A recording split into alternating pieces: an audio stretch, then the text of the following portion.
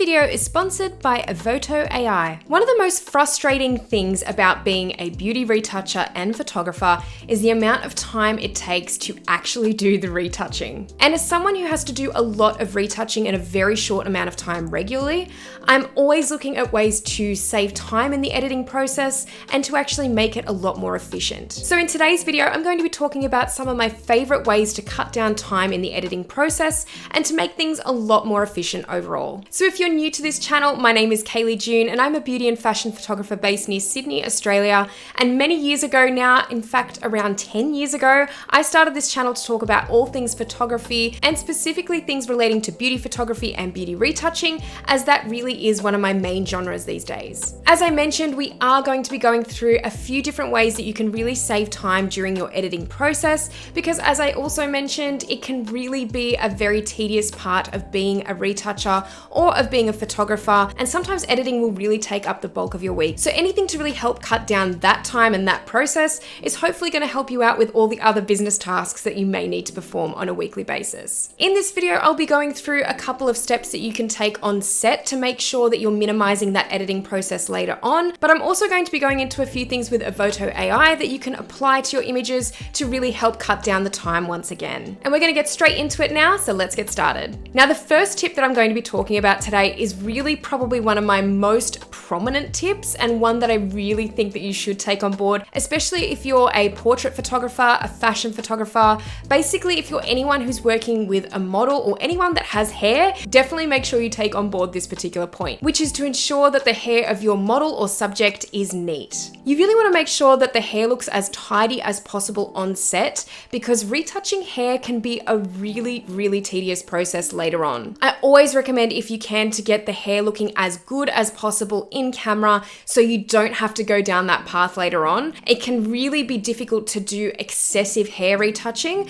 and not only is it going to be a huge amount of time spent on editing for you, but it can also be to the detriment of your work and the quality of the work as well. The more that I find you retouch hair, the worse sometimes it can look. So I do recommend, if you can, getting that hair looking as good as possible before you even take the image, and make sure that that's looking good, because it will save you a lot of time later on down the track and a lot of stress. And I'm actually going to be going through a couple of things that you may forget to do on set, which are really simple and easy things to do and to correct, but also making sure that it's something that you do remember to do, because obviously when you're on set, things do get away from you. It's hard to be paying attention to every little detail as a photographer, but this is definitely something that you want to make sure that you do. And along with the next point, which is to make sure that your backdrop is unmarked. I feel like this happens a lot with paper backdrops in particular, and I work with paper backdrops a lot, and quite often they appear a lot more close up with beauty portraits as well, so you can really notice a lot of the marks in camera. But really all you have to do with paper backdrops is just to ensure that there are no marks when you're taking those shots, especially if you need to take a test shot and make sure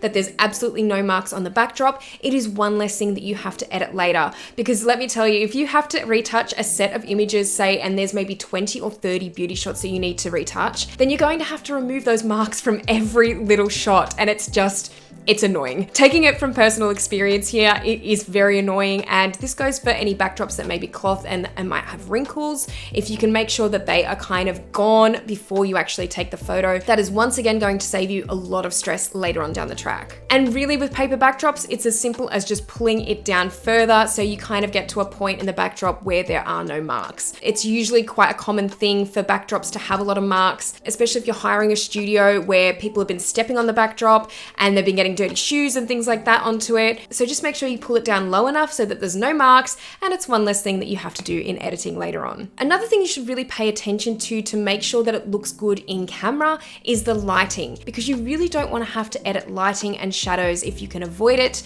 in the editing process. Sometimes this can come off as looking fake or artificial when you do need to retouch those aspects in a photo, particularly the lighting. I think you don't want to have that kind of effect most of the time with your images, images, and you want to make sure that it looks good enough in camera initially. It's just something that I find tends to look a bit strange if you edit it too much in the editing process, and remembering that if you don't get the lighting right in camera initially, then again, if you've got a set of say 30 images that you need to edit, you will be editing the lighting in every single shot, and let me tell you, that is also not fun. It is something that I've experienced before when I haven't got the lighting right initially, and then I've had a really terrible time in the retouching process trying to correct that. So make sure that the lighting is good as possible initially when you're taking those photos, and make sure that it looks good in camera. And along with my point about making sure that there are no marks on the backdrop and no wrinkles that really look too obvious, I think it's really important to make sure that all clothing on set does not have wrinkles, because this is one of the most painstaking processes of removing wrinkles in editing. Like, it's just the worst. If you have to do it on many different photos, I've had to do this a lot even on couple shoots and things like that before, where it has taken up such a large portion of time to remove wrinkles. And again, like lighting and shadows, it can be one of those things that looks very overdone very quickly if you have to edit a lot of it. So make sure that again, you're getting that right in camera. But I do want to mention here, before we move into the next stage of the video, that if all else fails, there will be times where things do fail on set and things do slip through.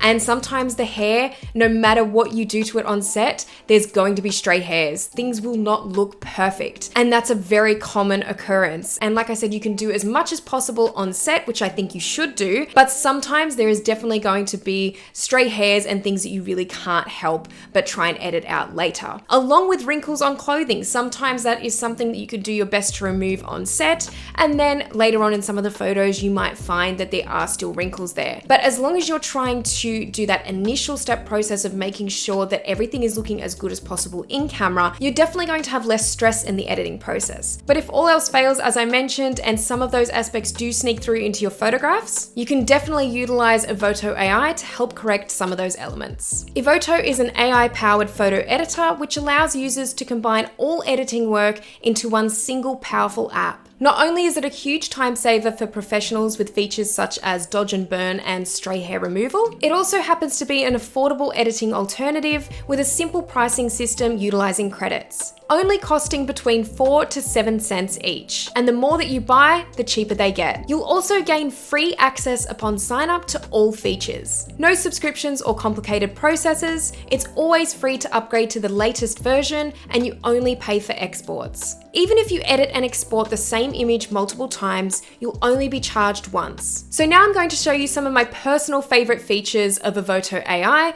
and how they help me save time overall in the editing process. Let's take a look. So here we are in the Evoto AI interface, and like I mentioned previously, I'm going to be going through some of the elements of this program that really help me to save time in the editing process. So I really want to first start off with these AI color looks, and I really enjoy how they look on a lot of my photos and how they really do match up to different kinds of lighting and different images. I'm just going to go through a couple of them now. Let's go through warm cinnamon. And I really do like how they look on the images, and you can really adjust this to how much you want to apply. If you want to have it a little bit less, you can do that. I really love how the neutral ones especially look on my work. So again, you can kind of move them down and adjust them as you see fit. But I really like using these, especially on a batch of images, and seeing how they perform across different lighting situations. And if I quickly just switch over to another image over here, you can see that when I do apply the preset, it really just kind of matches in with the toning of the shot and the lighting, which is really helpful. But back to this shot here, and I'm going to be turning this off for now, but here's just a quick before and after of how that preset actually looks. So it's really neutral and just perfect for this kind of style of photography, especially my outdoor beauty photography. I like to go a little bit more natural with it. I'm just going to take that off for now though. And here's where we get into the really exciting stuff. So you've got all your basic adjustments just here on the right hand side. And I'm actually just going to quickly adjust the white balance, just warm up the photo a little bit more, and maybe just increase the exposure just slightly, contrast a little bit, and maybe the clarity up a bit more. And we'll also just move the black up a little bit as well. But now I want to move on to the skin retouching. So this is the really exciting stuff. And if I just go over to the portrait retouching tab here, you'll see that there's an area here called blemish removal. And the first time I tried this out, I was honestly blown away. And I thought about all those times that I have spent in front of my computer, wasting hours away, removing every single little blemish and every little mark. And I potentially could have just been using a program like Evoto. So I'm actually going to move this slider up, and you'll see here that it says freckle and acne. So we're going to move this up a little bit, and look how natural that looks.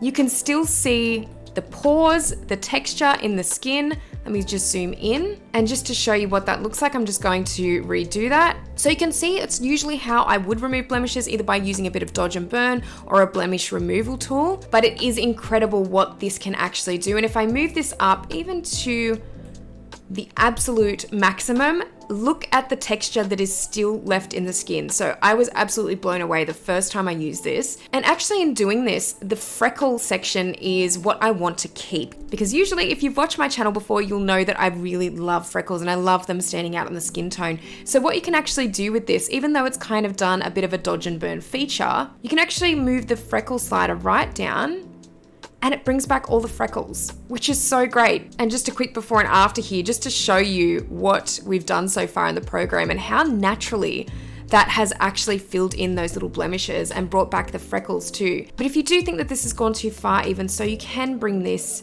down. If I zoom out a bit, I'd probably leave it at about there, and I'd remove this down a little bit more with the freckles as well, because I do love a little bit more of a natural effect. But I might just remove these effects for now, and we're going to move on to the dodge and burn section. So again, this is really exciting for me. You guys know how much dodge and burn I do on my channel and on my photos, and as a beauty photographer, it's basically second nature to me, but it does take a lot of time. So going down to skin retouching, you'll see that there's also a section here for smoothing the face skin, and that is for dodge and burn. So this is essentially the same effect that we would get if we did some dodging and burning on the skin tone, either locally or globally. Now let's just see what happens if I move this slider up. It's so natural. And if I move it all the way up, you can see it still looks natural. Like the skin still has pores, it still has texture. And just a quick before and after here, and you can see what it's done. It's exactly the kind of retouching I would perform on this image, but in a single slider. So just looking at how much of a difference that makes is incredible.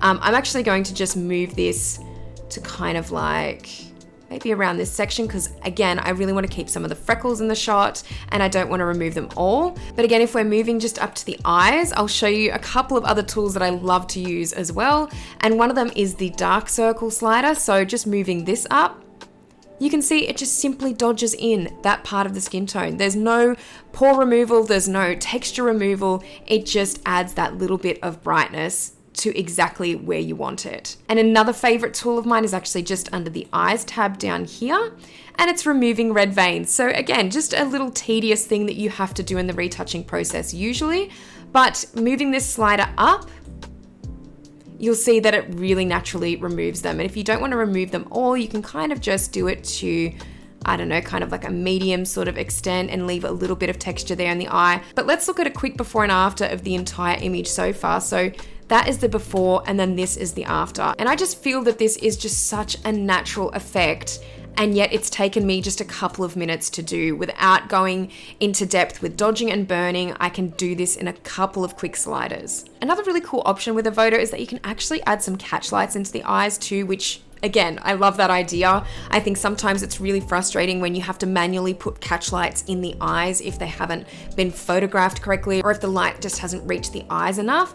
But you can use some of these catch lights and they look pretty natural. So you can also adjust how kind of heavy you want them to be. If you don't want them to be too noticeable, you can kind of move the slider down a bit more. There's a few different styles here to pick from, and then some of those look really quite nice and natural, but you can also go to the indoor ones, and this will add a little bit more light to the eyes again, so you can be very controlled with how you apply those too, which I really do love. I love how much control you do have in this program. And just another quick before and after, just to show you some of that amazing skin retouching, and just the fact that if we even go back up to the freckle and acne section, and if we just move that up again, just to kind of smooth the skin a little bit more here, and we'll move the freckle section down just to bring back a little bit more of that texture, and just bringing down the acne just a little bit more. That is just so natural. Before and after. Before, after. So incredible. I also want to demonstrate how the save preset and sync options work in Evoto. So we do have our save preset option down here, which is wonderful. So if you do want to apply the same look to a batch of images, it's really easy to do so. So to save the preset, we can just simply click on this button, and let's rename it to glitter set. And then you can also create a group for it. So we're just going to create a new group, and we'll call this glitter series, and click save. And then we can also choose what adjustments we want to include in the preset. So we're going to leave all of them ticked for now. And here it also has preset types as combination, and we're just going to leave it as that for now and click save. So now that our preset is saved, we can go on to another image, and we can then navigate over to presets on the left-hand side. And then we've got a section here that says my presets. I've got the glitter series group here, and then we can just simply click on glitter set. And then we have our preset applied. So it was that easy. And also, if you want to apply it to a group of images at once, you can simply have the image you're working on selected with the preset that you want to sync. And then you can select by holding down Shift and clicking on a series of other images. Now we can simply click sync, and you can also choose your sync settings, but we're going to leave them all as is for now and click save. Then we just need to wait for all of the settings to apply. And then when all of the images have finally synced, we can then click on the images, and we can see that the same preset has been applied to each image. And you can see the before and after here, and then go in and make any further adjustments. But it's definitely a very good time saver for a lot of your image editing. And now I'm about to show you another really exciting tool that I've already used countless times in Evoto. I just find it's one of the biggest time savers possible, and it's one of my least favorite aspects of portrait retouching, and that is removing stray hairs. So they actually have a stray hair removal feature just underneath hair here. And as you can see in this shot, we do have quite a number of stray hairs across the face, but we've also got quite a bit of frizziness on this side of the hair and some strays just on this side as well. Now watch what happens when I move this slider up.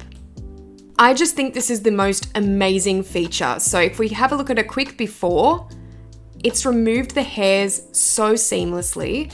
And that is such a tedious process, removing all of those stray hairs and the frizziness. Hair is one of my least favorite things to retouch, like I said. So this feature is just such a huge time saver when it comes to that. And I actually think it does almost a better job of retouching the hair than I can even do at times. I do find the more that you retouch hair, a lot of the time it can look worse. So I feel that this feature does such a wonderful job of removing so many of those stray hairs automatically and the frizz. It's just such a huge time saver. And here's another photo just because I love this feature so much. So we're going to try it out on this photo as well. And if I move this slider up again, look at how seamless that is. It is crazy. It's such a great effect. Like, look at that. If I do a before and after, this is the before, that's the after. Before, after. It would take so long for me to go in and individually remove all of that frizz and all of those strays in this shot, and I'd probably just end up cropping it in the end, just so I didn't have to go through that kind of pain. And you can also adjust within figure outlines and beyond figure outlines. So within figure outlines is going to be anywhere across the face. Beyond it will be on the exterior of the image. So you can adjust that. If I bring this up to 100, you can adjust these two sliders a bit further. So if you wanted more hair across the face, you can bring that down and it will reinstate some of the stray hairs there. If you wanted more hair or a little bit more frizz on the exterior, you can bring this down and you'll see that it does bring back some of the hairs on the exterior there. So you can bring that right down if you want, but it is completely up to you how you use this tool. All I have to say is that it's such a great time saver once again, and it's definitely something I'll be utilizing all the time in the future.